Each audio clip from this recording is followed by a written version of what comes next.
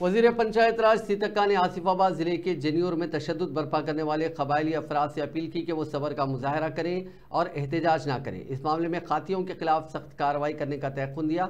वाज़ेह है कि जनियूर मंडल की कबायली खातून की मुबैना असमत रेजी की कोशिश और कातिलाना हमले में मुलविस शेख मखदूम की शिनाख्त के बाद कबायली अफराद ने जनियूर बंद का ऐलान करते हुए वहाँ तशद्दुद बर्पा कर दिया। इस दौरान अशरार ने मुसलमानों की दुकानों और गाड़ियों को आग लगा दी। इसके अलावा जनियूर की जामे मस्जिद में भी तोड़ फोड़ की गई।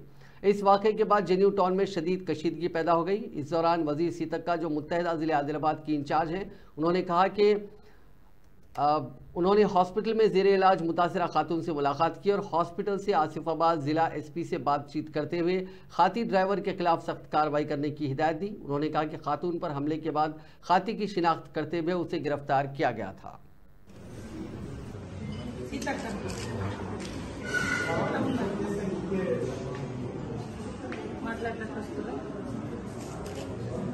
గుర్తేనా పుట్టినోడు గుర్తే గుర్తున్నారని ఎవరు కొట్టిండనే ఎవరు కొట్టిర్రు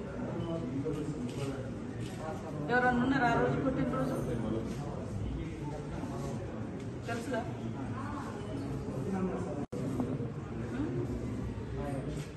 చెప్పు వాడు ఏమన్నా ఆగం చేసి కొట్టుడే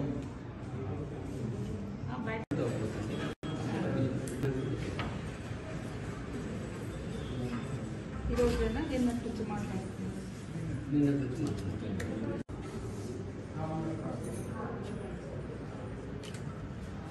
తాగిందా